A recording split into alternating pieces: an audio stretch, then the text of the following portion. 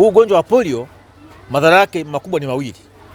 Dhara la kwanza ni ulemavu wa kudumu. Chanjo yetu hii tutaifanya hata kwa wale watoto ambao tayari wameshapata chanjo ya mwanzo ya polio. Tunarudia sababu kuna viashiria, sababu polio ziko za aina 3. Lakini kuna viashiria vya polio namba 2 ambavyo vimeonekana vipo katika ukanda huu wa kanda ya Ziwa. Kwa hiyo ndio maana tunapata chanjo hii. Na kwa kuanza tu kitaifa ni mikoa yetu 7 ndio tunaanza nayo, ikiwemo na mkoa wetu wa Mwanza, ikiwemo na wilaya yetu ya Nyamagana. Lakini pia kutokana na wakati huu tunakwenda wakati wa likizo, na nimeambiwa itafanyika ndani ya siku 4. Nimeambiwa pia tutakwenda mashuleni, lakini pia tutakwenda mpaka majumbani kuwapatia hii chanjo ya polio. Zoezi hili ni la kwetu. Kwa hiyo nyie ndio wa kwanza kufika huko majumbani na kuwaelewesha wananchi, ili wasije wakapata taharuki, mbona wanakuja majumbani leo, chanjo gani ya nyumbani?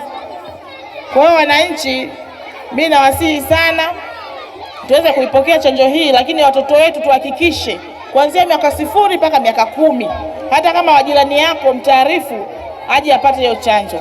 Tumegundua kwamba kwenye mifumo yetu ya majitaka mkoa wa Mwanza na maeneo ya jirani virusi hivyo vimefanya nini, vimepatikana vya polio.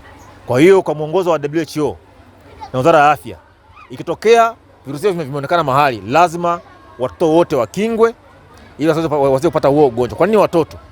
Kwanza, madhara ya ugonjwa huu huwapata zaidi watoto wadogo, kwa sababu viungo vyao vinakuwa vijana havijakomaa.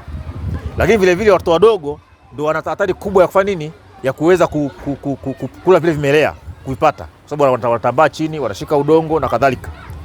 Kwa hiyo lengo la zetu kama nilivyoambia mwanzoni ni kwamba watoto wote kuanzia miaka 0 mpaka miaka 10 wapewe hiyo chanjo. Huu ugonjwa wa polio madhara yake makubwa ni mawili. Dhara la kwanza ni ulemavu wa kudumu. Mtoto analegea, wanasema analegea miguu na mikono, alafu inasinyaa na inakuwa nini, tepetepe. Anapata ule ulemavu wa viungo, tepetepe. Anakuwa na miguu membamba iliyopooza, lakini inakuwa nini, sio ile ya kukomaa, ukakamaa.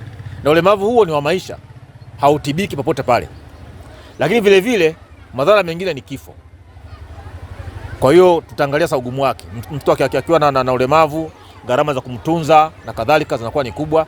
Kwa hiyo ni haki ya kila mtoto kupata hii chanjo ili kumepusha na ulemavu wa kudumu, lakini vile vile kumepusha nini, na kifo. Sasa hivi Watanzania wengi wamekuwa waelewa kuhusu habari ya chanjo, na ndio maana unaona katika siku ya leo ya uzinduzi katika kata yangu watu wamejitokeza wengi, watoto wamejitokeza, hasa watoto wa shuleni, na mpaka sasa hivi ninavyozungumza kuna watu wako mitaani wamekwenda kwa mnajili, kila nyumba itafikiwa, na uhamasishaji huko vizuri na watu wamekubali, kwa sababu dunia ya leo huwezi kukwepa yale ambayo unapewa maelekezo na watu wa afya.